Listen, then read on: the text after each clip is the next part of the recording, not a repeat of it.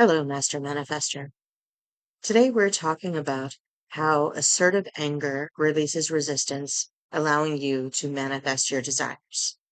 So let's get right into it.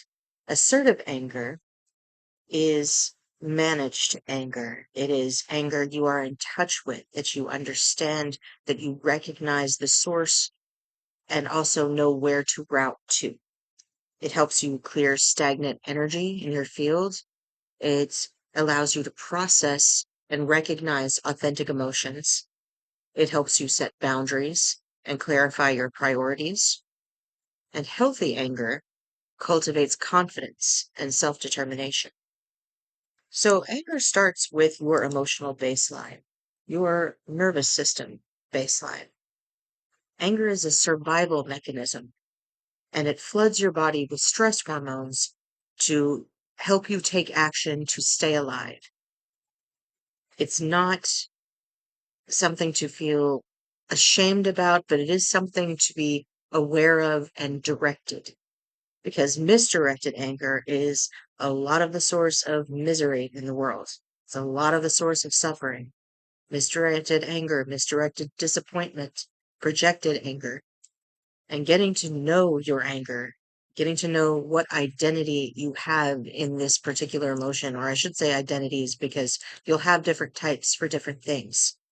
And your brain is a prediction machine. If your expectations of what reality should be don't match what you're seeing, it basically floods your body with chemical reactions, and you feel that interpreted as anger or as take action.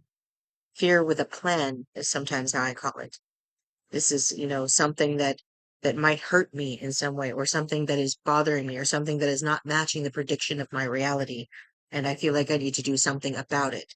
In some cases, you do need to take action on anger, but before you can even decide that, you need to recognize that when this intense emotion gets triggered, it shuts down your thinking part of your brain, your prefrontal cortex, and reroutes that blood flow to your survival brain, or basically an amygdala hijack that takes over in a fight or flight situation.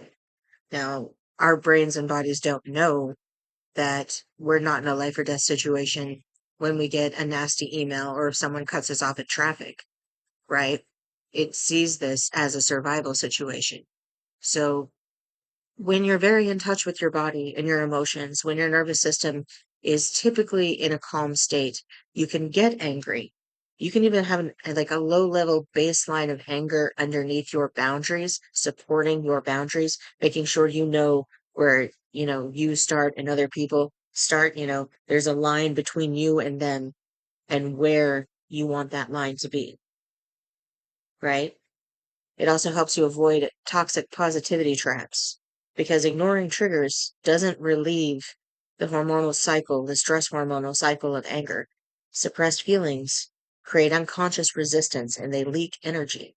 You're constantly using all this energy to try to manage all this, chemical imbalance basically in your body. Your gut's out of whack, your heart brain coherence isn't you're not speaking to yourself, basically. You're not in coherence with yourself. And emotional inauthenticity, if you're like, oh, I'm not angry, I'm sad, or I'm not sad, I'm angry, whichever emotion you're afraid to identify with, it becomes a form of self-abandonment, not self-correction. You need to be with yourself in any emotion that you're having. Recognize that even though the interpretation may be misdirected, the emotion itself is valid and needs to be seen, to be cleared, to be noticed without, trying to force it away or trying to immediately take action to get rid of the feeling. And you apply your anger by rewiring how your mind, your body, and your habits approach feeling angry about something. And you could start by creating if then protocols to specific situations that often trigger your anger. So, say if you get really angry when people cut you off in traffic, or, traffic's terrible and you hate your drive to work, if you know that that's going to be a time when you're going to be angry, before you get there, start affirmations of if then protocols. This is how I'll react when I feel the anger. Don't say I won't feel the anger. You will feel the anger. There is a program there that needs to be addressed. So when I feel the anger, I will take deep breaths. I will put on music. I will find a way to sit with it and let it be there so it can clear. Because the event itself is not necessarily life or death. You need to determine whether that is or not.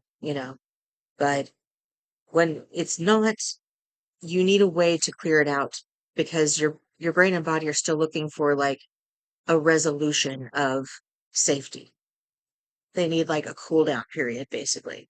And when you practice breath work, when you practice meditation, when you practice yoga, when you practice any self connecting that connects your mind, body, heart, it allows you to notice faster and gives you a chance to pause a lot of the time before you respond to your anger. And this is a baseline that you have to build up. It takes practice, it takes consistent behavior and noticing and recognizing that when you don't get it, that's feedback on let's see what we can do next time to route it better the next time. We're not perfect. We're human beings. We're broken by design, but this is the fun of it. We get to work with our systems. We get to make those aspects of ourself upgraded in the ways that we desire to experience reality. And be very patient with yourself. Give yourself a chance to, give yourself a little space to just be a human being and just recognize that all emotions happen to all humans all the time in all different kinds of ways. Whether we realize it or not, whether we acknowledge it, whether we can take it into our identities or not, whether we can accept it, they are there. And it's easier to work with them and to get them working for you than to try to suppress them. Thank you for listening. Please like, subscribe, and sign up for the Method Muse newsletter in the description below.